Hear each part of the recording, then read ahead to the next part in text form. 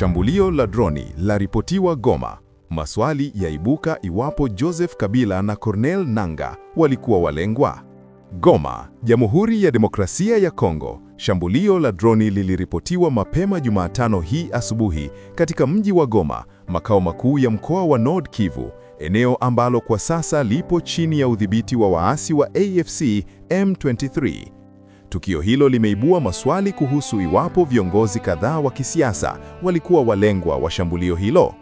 Kwa mujibu wa taarifa zilizochapishwa na mwandishi wa habari Stanis Bujakera Chiamala, chanzo kilicho karibu na waasi wa M23 kimeashiria kuwa shambulio hilo huenda lililenga Corneille Nangaa pamoja na rais wa zamani wa DRC Joseph Kabila, ambaye anaripotiwa kuwepo mjini Goma kwa sasa.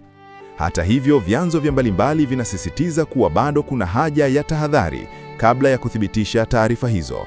Kwa mujibu wa mashahidi na vyanzo vya ndani, mlipuko huo ulitokea majira ya saa 10 alfajiri kwa saa za eneo hilo, ukilenga kitongoji cha makazi katika mji huo wa mashariki mwa DRC.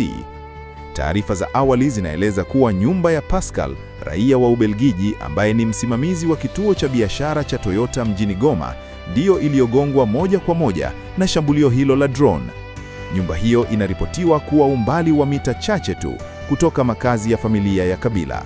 Hadi sasa hakuna uthibitisho rasmi kutoka kwa mamlaka kuhusu waliolengwa au kiwango cha uharibifu uliosababishwa na shambulio hilo. Pia haijathibitishwa iwapo kulikuwa na majeruhi au vifo.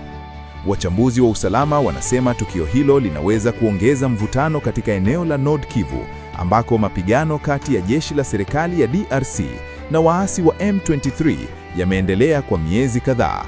Mamlaka za eneo hilo na wadau wa usalama bado wanaendelea kuchunguza tukio hilo, huku jamii ya kimataifa ikifuatilia kwa karibu maendeleo yake.